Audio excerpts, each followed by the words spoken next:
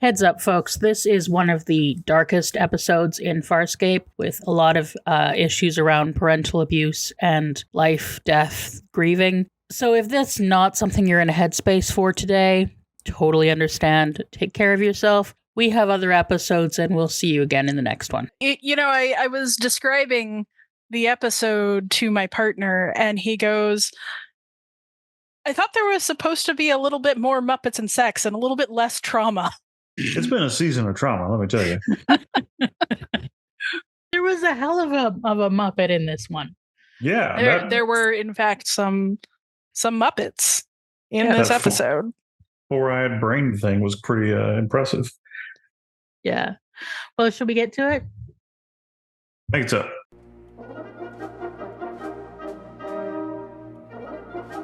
Hi, friends. Howdy, y'all. Hello and welcome.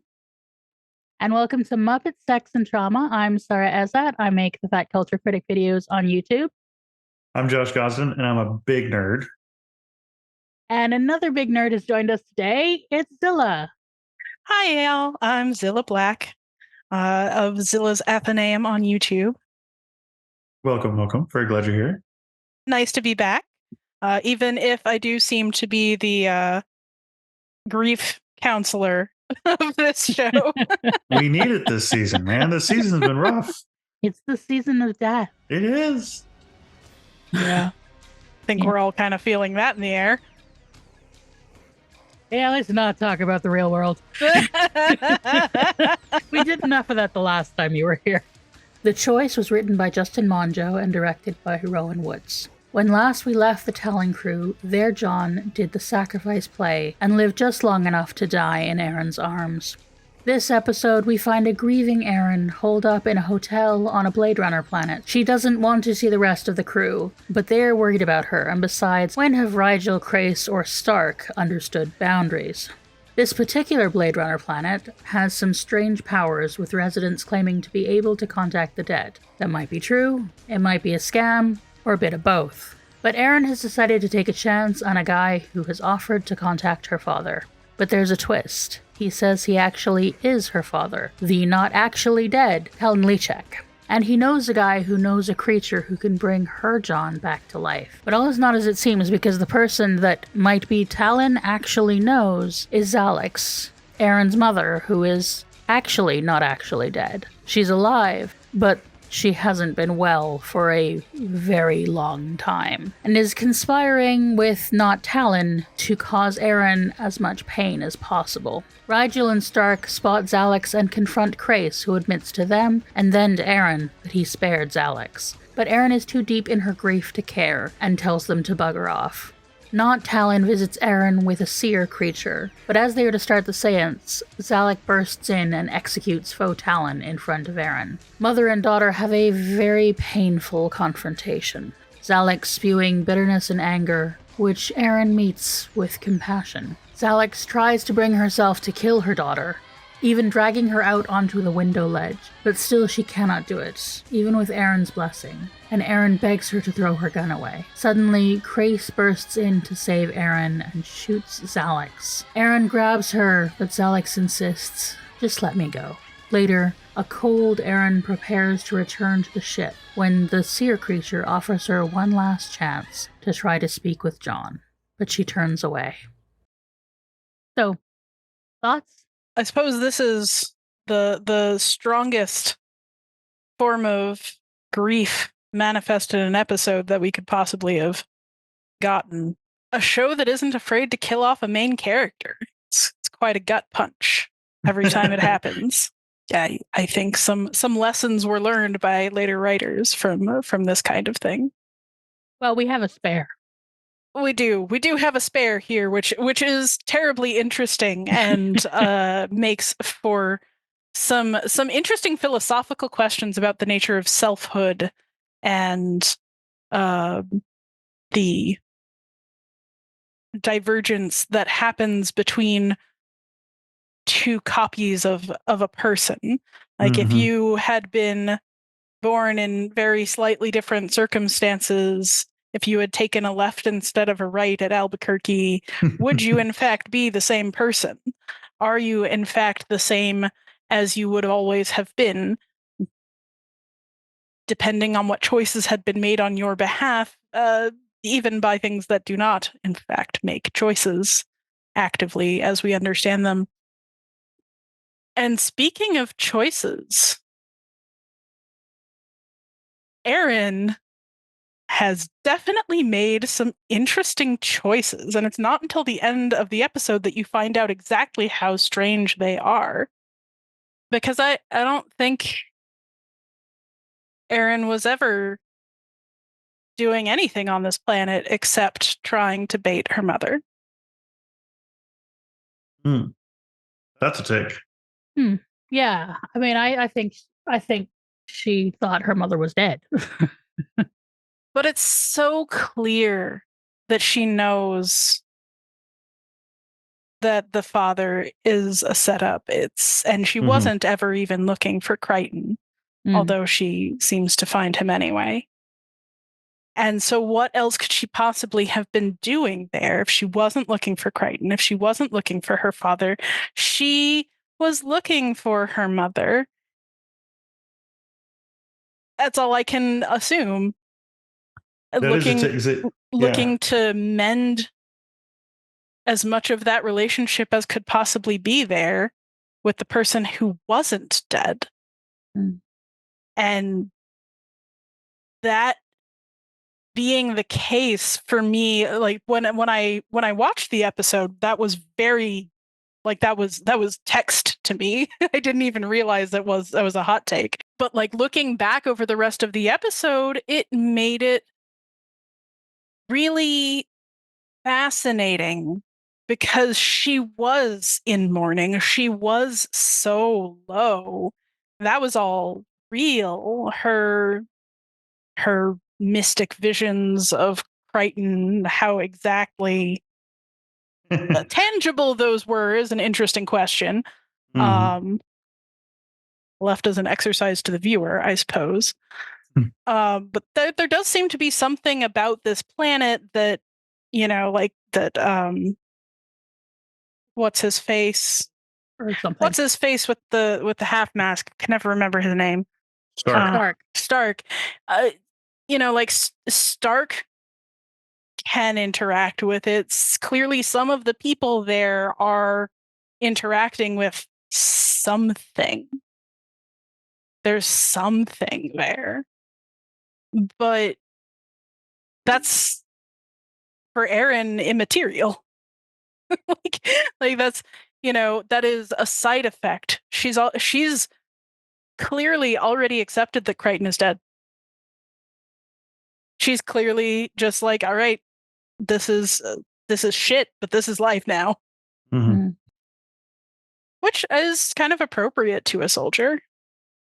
We see her redonning that persona towards the end of the episode. What do you think, Josh? I actually appreciate that take, Zylla, because she never really explains why she decided to try to resurrect her father or pursue that fantasy of resurrecting her father. It just sort of is like, what a twist that it's her father and not Crichton that she's after. But I really enjoyed this episode. I loved the Blade Runner aesthetics. They went very crazy with the set design, and I was all about it. Unless that was like some actual location somewhere, and somebody was like, "That Fleabag Motel would be perfect." Like the graffiti, everything was great. Yeah, the setting was really excellent. Was. And I was just really moved. Claudia Black basically carried this episode on her shoulders and did an amazing job with it. I was really moved by her journey and her, faux Crichton conversations, and I really, really, really appreciated her putting the boys in their place. That was really fun. And then I'm not sure what to make of the Stark Zahn stuff, but we'll get there. And Rigel being the odd compassionate one, the odd secondary antagonist for the episode, also fits my scratches my itch for wholesome Rigel content. So I love this one.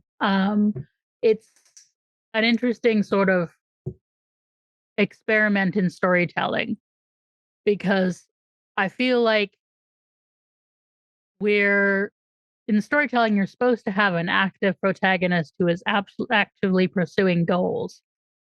But Aeryn is just like, she's just at fuck it. Like, my read on her is she's like, she's just so in grief. She's just like, fuck it. Let's see what this world brings me. And like, especially like, it's embodied in the moment when Talyn opens the case on the creature, and she just starts like laughing. Like, that's how I read, like, that's the embodiment of her this episode. She's just like, at fuck it. I don't know how I'm supposed to get out of this hotel room for anything other than more beer. I don't know how I'm supposed to go back to any kind of life without this guy. And so, like, okay, so someone says they can bring my father back to life. Fuck it, let's see where this goes. he says he can bring Crichton back. Well, I came back to life, so fuck it, let's see where this goes. Mm-hmm. And like, it's as if she's just like abdicated all choices in an episode called The Choice. Mm-hmm. And that breaks all the story rules, but it's a fucking phenomenal character piece because it shows how broken down she is from where she was. Yeah. And makes me buy her making the wrong fucking choice at the end to be like, I'm going back to cold soldier, never ignoring everything, sort of mind space that she seems to have chosen to try and like leave behind all that John taught her. Mm-hmm. And well, we'll see how that goes. Sure. Because we found Moya at the end. Because story. But yeah, I love that it is breaking all the story rules and thereby giving us this fantastic character piece. They're more of guidelines. If you're at all familiar actually with non-Western storytelling, this kind of character piece will be more familiar. If you watch a lot of Japanese media or Chinese media, for instance, there's a lot of character pieces, and a lot of not necessarily character in the literal sense, but maybe character of a place, of a setting, or character piece in the more literal sense, like we're getting here, very much about Aeryn and her grief. But that doesn't mean that it never happens in Western literature. Obviously, here it is. Sure. And beautiful, and this is the kind of thing that Ursula K. Le Guin would occasionally do. Like if you've ever read Sea Road, so we have this very unusual story, and they've called it The Choice. But which choice are they talking about? There are many choices made here. It is Aeryn's choice to go to this planet, and there's a big argument about her agency in doing so among the rest of the crew, and what they should do about it. There's the choice of how to approach Aeryn once they do decide that they're going, right, with Rigel on one side and everybody else on the other. And for once Rigel is correct. I don't know what the rest of them thought they were doing. Saving her. They like, you cannot save someone who doesn't want to be saved. And she doesn't need to be saved. She will save herself. She's Aeryn. And more than that, like, there really was this sense of men interfering in a woman's grief because it unnerves them. Mm-hmm. Mm-hmm. Which is so real. Yep. You are feeling incorrectly. Allow me to direct your feelings. to the way. Allow me to tell you what you should feel. And how. Allow me to tell you how you are allowed to express yourself. Mhm. And that's true for most people in mourning in at least our society. We really do not deal well with death or grief. No. And we try to limit grief only to death and not other kinds of loss, of which there are many. And so like that also is like if you read stories about feminist choice, the choice to feel your feelings out loud, the choice to express them is also one of those big, difficult choices because you're choosing between being acceptable and being yourself. So that's another choice. Especially in the context of the gender stuff we've had with Aeryn, which has been reflected as well in the gender stuff we have from Zylla. Mm-hmm. And they coming from the world that denies all femininity. And she began her journey with compassion. What is compassion? No, I hate this feeling. I don't. I ignore that feeling at all costs. And the refusal to feel her feelings, the fact that her mother was punished for feeling love and taking a chance on love. So for Aeryn to choose to take this time to feel her feelings, and the specific thing, if she's gotten out of her masculine coded clothing Mm-hmm. and into a dress with her hair down. Yeah, they make a point of saying that her hair's down.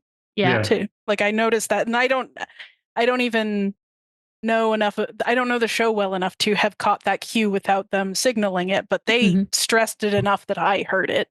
Yep. It's been an ongoing costume evolution for sure. Like her embracing of her emotions and her empathy and all that kind of stuff has come with hair, makeup, eyeshadow. But always on her own terms. That's incredibly relatable to me. If you watch my channel, you might notice that I usually dress up. I usually have a pretty femme look to me. But I'm agender. And so being told all my life that I had to want femme things because I was femme shaped made me deeply uncomfortable. And that got internalized as internalized misogyny as a rejection of all things feminine for a very long time. There was literally a time when I showed up to it was like a black tie party. It was a party. I showed up in a dress and my friends literally screamed because they had never pictured me wearing a skirt of any kind. Like it just wasn't possible. And learning to deconstruct that and to accept the things that I like that are coded feminine on my own terms has been a lifelong struggle for me. And, I didn't exactly go all the way over into masculinity at any point, but I can share that journey with Aeryn. Even as a cis woman, I have had, struggles with femininity because, of course, like just being fat and non-white, there's a queerness to my gender, just that the outside world tries to put on me for being fat, even though I'm like, no, I'm a woman. This is how I am most. This is the funny, like, how do I know I'm a woman? Because the world sometimes tries to tell me I'm not, and I go, hey, I am, but I am my own kind of woman. Like I look at the like Hollywood and go like, that's not me. And like I had the thing as a kid of being told to be a lady and be ladylike, especially as an Arab woman. And like, fuck that. Also, Arab women never listen to people telling us what to do. It's like, no. But that doesn't mean they don't try. And so, like, the whole, like, like my dad taught me to whistle and then said whistling was unladylike. You are confused, sir. But so yeah, like the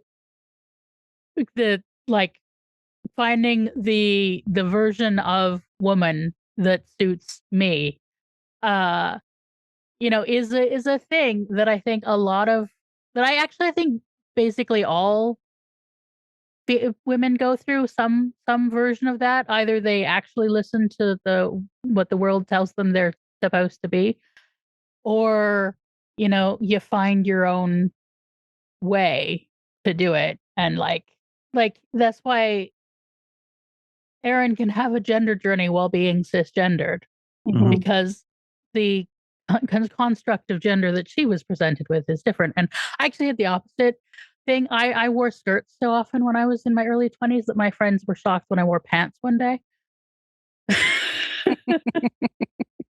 and there is a thing that I don't know if it's a thing that men experience or other gendered things, but there is a thing where when you have a big emotional thing, you change your hair. You cut it off, or the breakup and then the haircut, right? Men don't experience that because we don't have emotions, so although not allowed to. If you turn the dial back a little bit, that is actually a very traditional thing in a lot of cultures. It is a very traditional thing for all genders, although sometimes differently for different genders.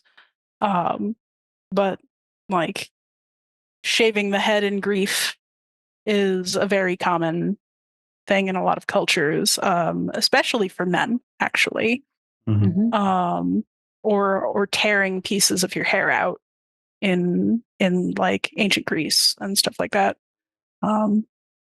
Disfiguring oneself either literally or figuratively.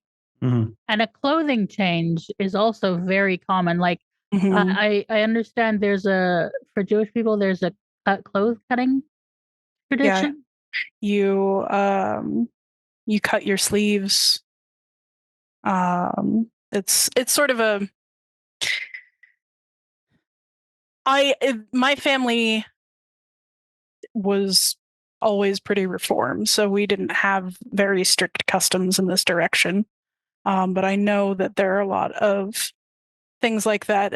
For Orthodox Jews, wearing black is commonplace, so it's not a change of color like it is for a lot of other European and other Western cultures. Although in other countries, it's white. Yeah, white is the mourning color for a lot of East Asia, at very least. I think South Asia as well. And we tend to go very formal, where some places go to complete like rags. But in Jewish tradition, the ripping of cloth is a sign of mourning, and the just like the ashes that some Christian cultures use. It's a sign of being distraught. Yeah. There is traditions have some way of marking a visible difference when someone is lost. We have these ways of processing grief, although in hegemonic culture, it has been so sanitized and removed that we almost have people only seem to find those if they can reconnect to like an old tradition or religion or something, because there's this sort of in the capitalist culture, grief is inconvenient. Anything that takes you out of your most productive mode is frowned upon. And so while it is perfectly acceptable for you to wear black for a while if you're sad, although people will look at you a little funny, like if you stop going to work, that's unacceptable. If you It's a sign that somebody needs help so that they can get back to being productive. Right. We need to intervene Exactly. for the good of them so that they can return to work. Yeah, you So have saith your Ship 3-day Boy. bereavement.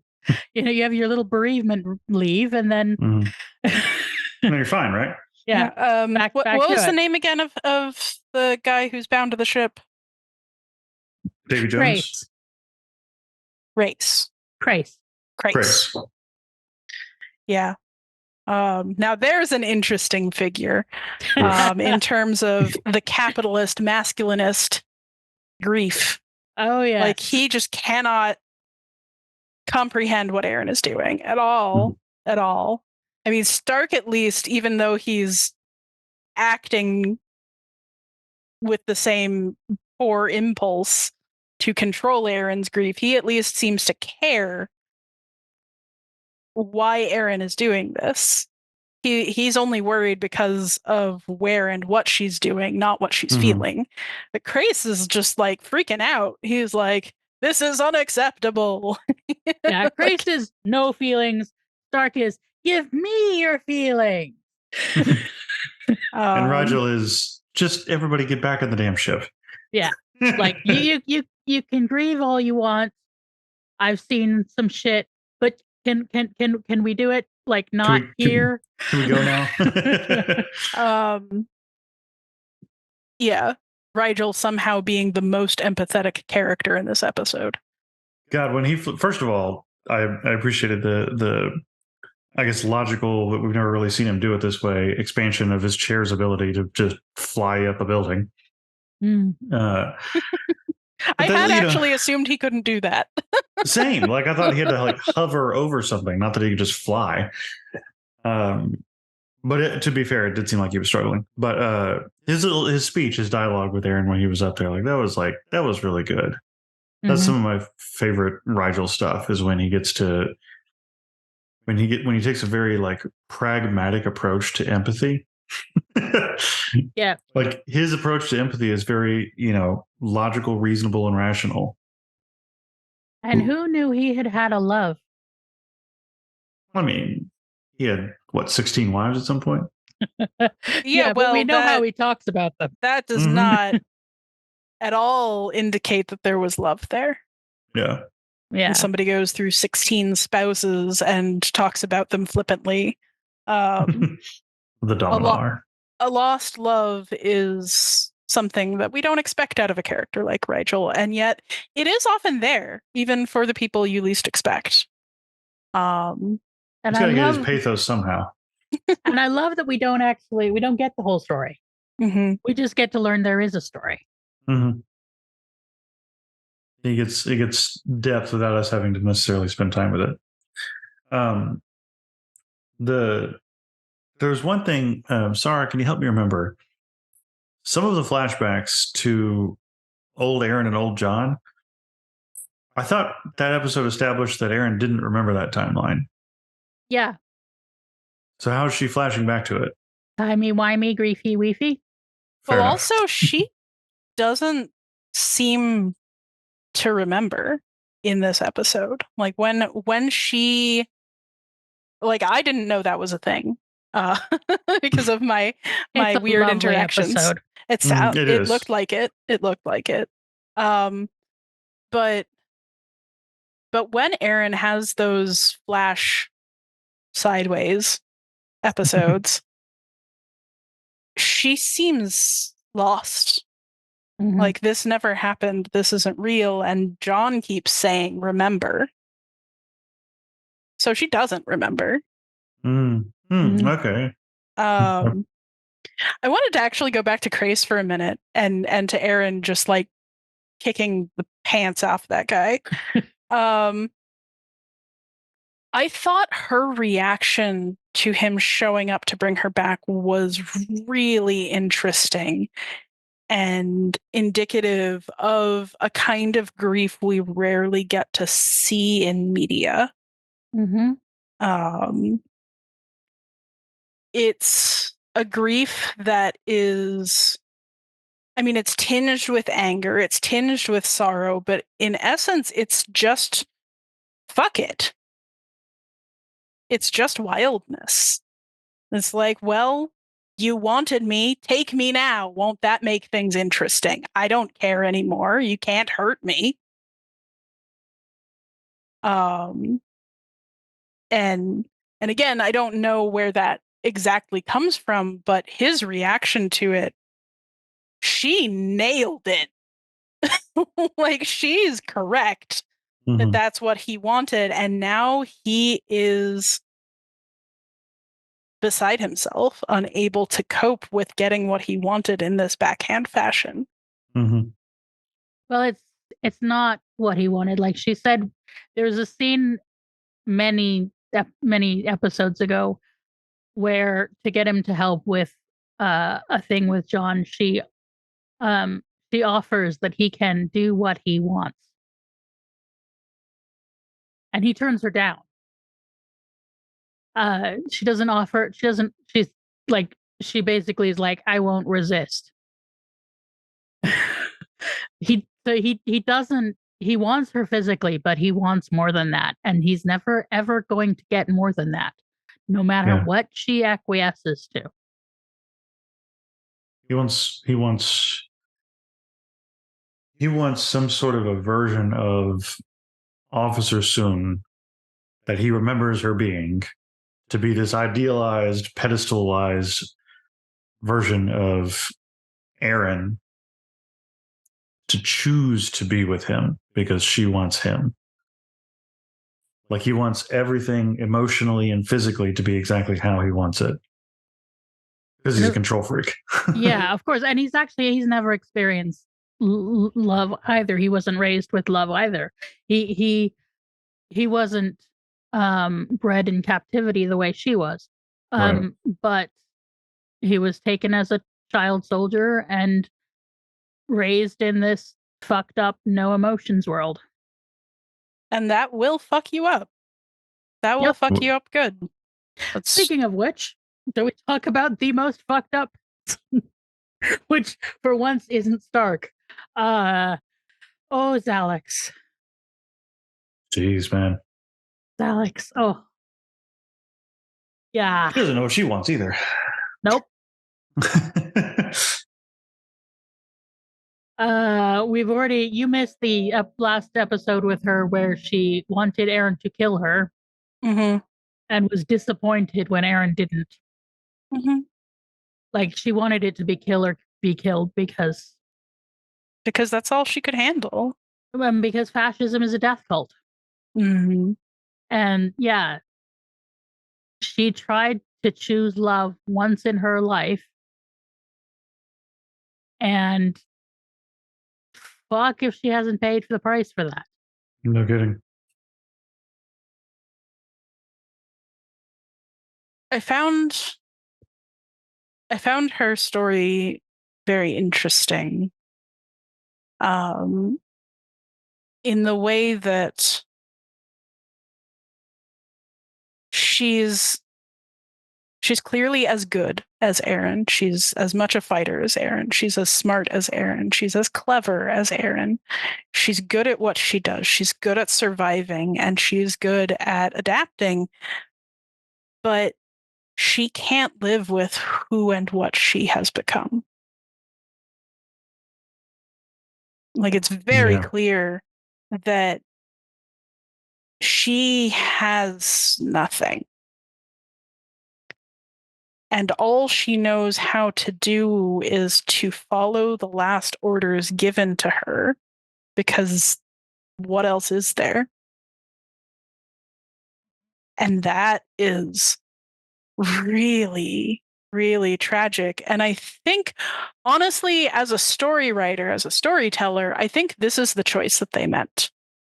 The choice that Xalex has to shoot Aeryn or not.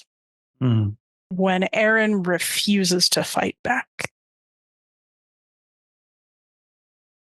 And she does make that choice not to shoot in the end. It's really hard for her, right? She spends so long with that gun pointed at Aeryn's chest. She spends so long just fucking with Aeryn to make Aeryn feel the pain that she felt. See, I don't think she actually wants to make Aeryn feel the pain she felt. I think she wants Aeryn to hate her. The way she hates herself. Yeah. No, I agree. But she does say out loud that she wants Aeryn to suffer the way she suffered. Mm-hmm. That's how she's able to justify it to herself. Yeah, it's what she says, but no, she is begging Aeryn to hate her. I think there's also an element of she was probably around Aaron's age when she had to kill Talyn. Mm-hmm. And so punishing Aeryn is also punishing herself. Making Aeryn suffer is making herself suffer. Mm-hmm. And there are so many people who cannot separate their child from themselves, from their younger selves especially, who make their child a scapegoat for everything bad that has happened in their lives. Mm-hmm. And it's so common as a reason for abuse. Mm-hmm. The inability to understand the child as a separate person. Or accept. And on the other hand, there is Zylla is a mirror for Aeryn for what might be. Mm-hmm. You know, because she has just experienced, she didn't kill John, but she watched him die. Mm-hmm. And, this is what twisted grief could become, in a sense. I don't think it actually is where she could end up, but I think to who she is in that moment, Zylla is a mirror into the future. I think a lot of this episode is about mirrors into the future for Aeryn. Mm-hmm. It sort of markets itself as a view into the past, into the people she's lost, but instead of getting flashbacks to being with Crichton, she gets a few conversations with a different future that she could have had with him, and then a few conversations as if he were there now. There's nothing of past Crichton. There is the side-by-side shoulder kiss thing is a mirror back to the first time they had sex. But yeah, I think part of mourning is mourning the life you could have had with the person in it, especially if it's a partner. Like, she is mourning the life she was planning. In seeing Zylla, I think she's also letting go of the life before that, which is also a loss. Even if it was terrible. Even if it was a fascist death cult. Mm-hmm. Or the life she might have had they been able to live outside of the fascist death cult. The person she might have been if her parents had raised her together. Mm-hmm. It was really interesting watching Aeryn talk to Zylla because she was so calm. She was so ready for this. And this is part of what made me think that this is what she'd been planning the whole time and why she was there. Because she so clearly, finally, in this episode, had a thing that she wanted. She wanted her mother to face herself. She wanted what reconciliation or at least recognition she could get. And in that way, she succeeded beyond all possible hope. I mean, like, dang, that last moment where it almost looks like they're going to reconcile for real. Yeah. That was not something I expected could happen.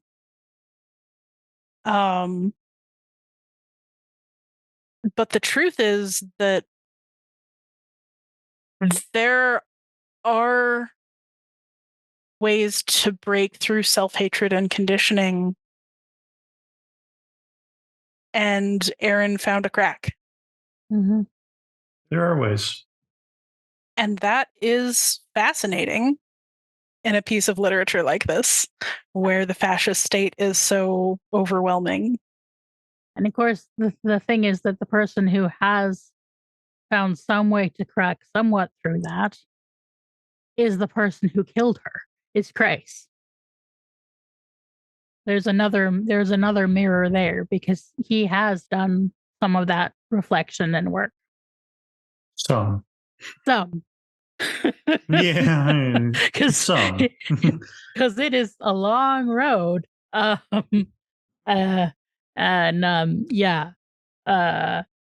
His relationship with Ship Talyn has given him somewhat of a road to do some of that, but also he's corrupted the ship along the way. But it is interesting that the person who is trying to have a redemption arc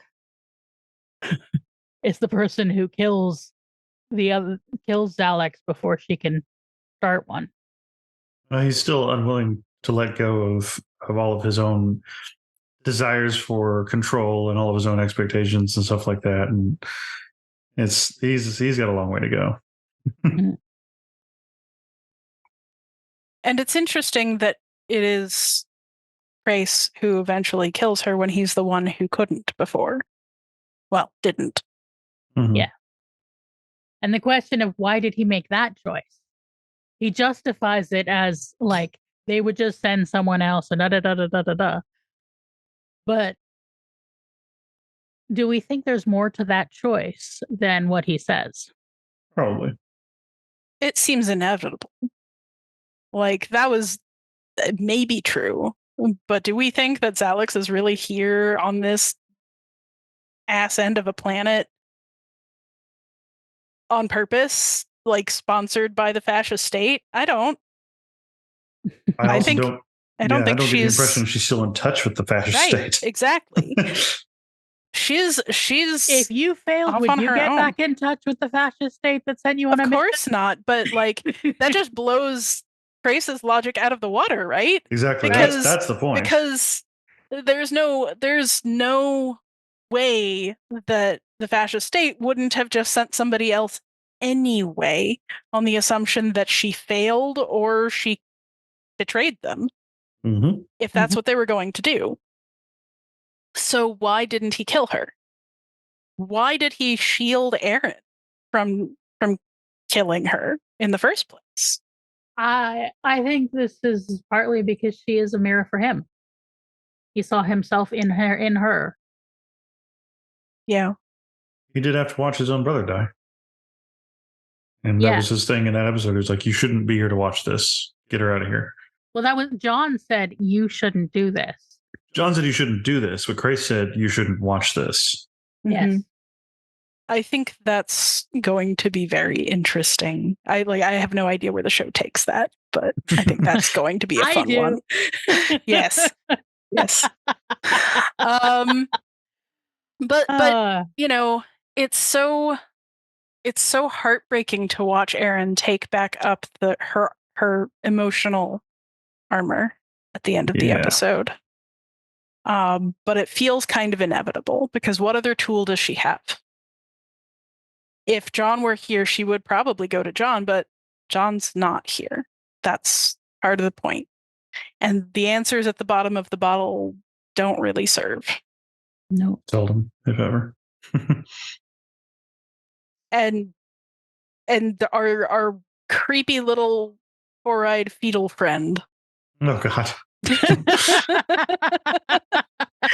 Like, hats off Jim Henson Company, but Jesus.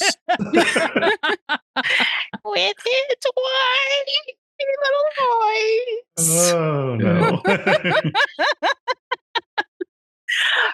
Like, there's another choice there, right? Maybe it could bring Crichton back. She walks away. Mm-hmm. So, talking of where things go from here, and mindful that we don't have a lot of time today, Josh, you ready to hear the name of the next episode? If it's not reunion, I'm gonna go crazy. Fractures. Damn it! It's That's the opposite. So do you have any predictions? Well, okay, so everybody on the Talyn boat has been fractured in some form or fashion. And they're all going to go back to the Moya boat, and the Moya crew is going to be all like, "Hey guys, what's up? We've just been hanging around for a while." And the Talyn crew is going to be like, "We've had trauma." And that's the best I got so far. Well, we will be joined for that by our friend Charlie, who hasn't visited us for a while. Yay! Yeah, and we will see what we discover in fractures. And as we are about to head into the final stretch of the season. Yeah, we're coming up on the end, aren't we? We are. Oh boy. And yeah, it's been a hell of a season so far. So, does anybody have anything else? Actually, so in the lead up to this episode, you had me watch the 2 prior ones so I would understand John's death. The one thing that I kept thinking through those episodes was, why is it the fat lady? I love Magda. I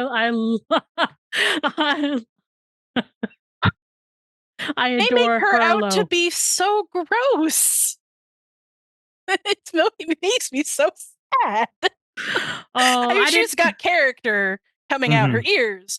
She's a great actress, whoever that was. But Magda Zubanski. But I love Furlough. I don't think she looks gross. She's everybody's favorite capitalist. Oh God. She is a consummate capitalist. It was more the like trying to make very blunt, like sledgehammer tactics seduction of Crichton, where they make like that portrayal was just so gross, and I was like, oh, why is it the fat lady? Maybe I don't find it gross because I'm like, because I already said in that one that I would take Furlough home to mama in an instant. I know she's a capitalist, but I can save her. There it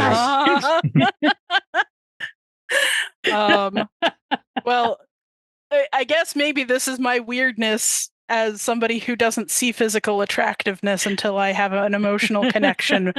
But she was so off-putting. And those moments of hitting on John were so off-putting. Oh. Yeah, they try to make it off-putting, and I'm just like, I love her. I can fix her. Everybody has blind spots, Zylla. This is Sara's. Well, let's just say that I think better of this show than for Furlough to be the sum of fat lady representation. Yeah. That is a valid one. Yeah. I've seen a lot worse. Oh, sure. And I love her. So I just choose to go, no, I don't care.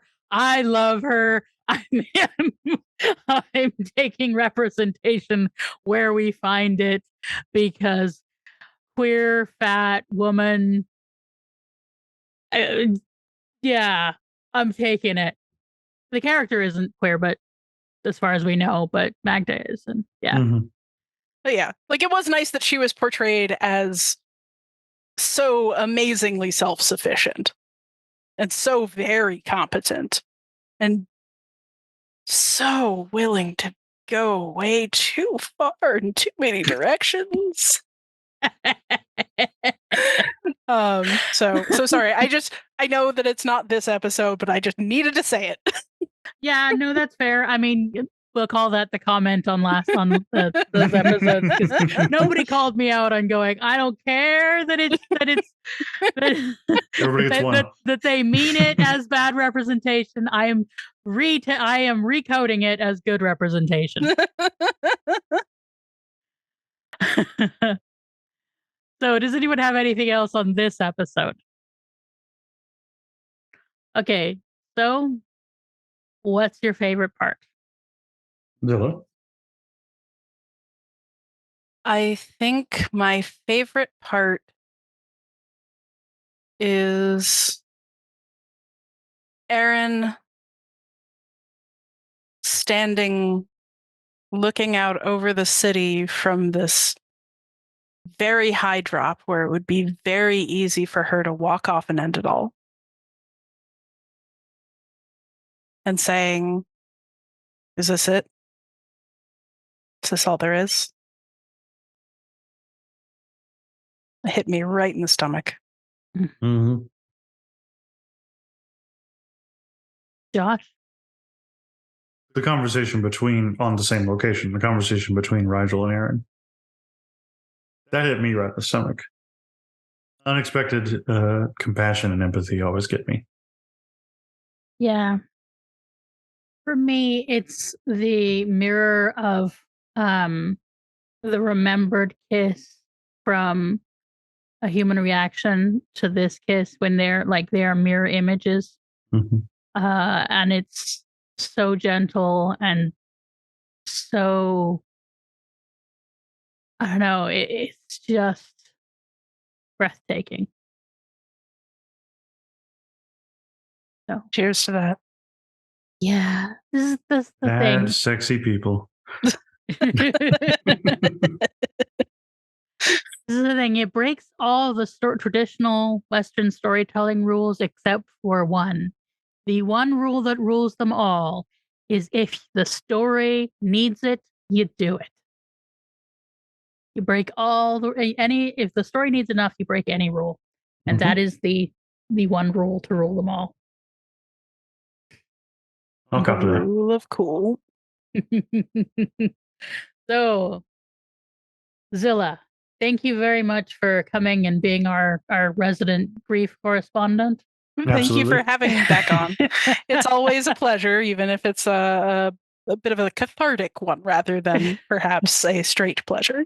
We'll see you for the next tragedy. Yes, it's good to have Thanks, appreciate it. I'll maybe bring you in for a silly one at some point. So would you like to tell the folks where they can find you? Absolutely. You can find me on YouTube at Zylla's Athenaeum, or you can find me on Blue Sky or Mastodon at Zillable, also on Twitch. Zillable, that's syllable, but with a Z. And it'll all be in the doobly-doo. And Josh? Merci beaucoup. I'm over on Instagram just hanging out, doing a lot of self-care these days, and just kind of trying to take it one day at a time. Sorry. And that's enough, as we always say. I am Sara Ezzat. I make the Fat Culture Critic videos on YouTube. I've mostly been working on coming to learning to live with a diabetes diagnosis recently, which is going well. I am mostly getting good readings. Yay. So yay. Good. But I am also working on a video tearing apart Bridgerton, because fuck that shit. Which is currently in the editing bay, and we will see which comes out sooner, this or the Bridgerton sucks. I will come up with a better title than that. Yeah, if you're wondering what I'm doing over on my channel, because there's been a little bit of a dry spell lately, I am working currently on 3 different scripts. I am working long-term on a video talking about racism in public education in the US, cool. Which is huge, featuring interviews with FD Signifier and Ali Nadi and a couple others. And I am working, hopefully more proximately, on a video about the board game Dice Forge and taking it seriously as an academic product. And also a secret project that may or may not have an exciting crossover. So lots of stuff coming at some point. June was lost to COVID, so it's all been moved back. Yeah, the world is right now. That seems about accurate. The best thing we can do is create and connect and yeah. I'd like to leave everyone with encouragement to create and connect. That wasn't particularly articulate, but you know what? And it is okay. Follow Aeryn, some of Aeryn's example at least, and it's okay to feel your grief. And it is okay to mourn things however you need to mourn them. Don't let anybody tell you how or when to feel your grief. Yeah. And it's okay to grieve for things that other people don't understand. Mm-hmm. And men, please stop telling women what to do with their feelings.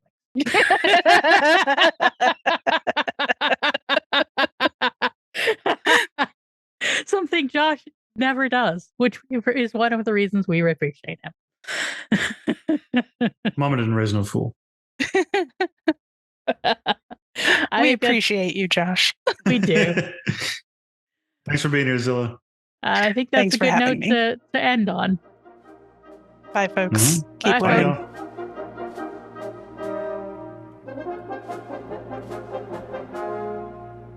You had me watch the 2 prior ones so I would understand John's death.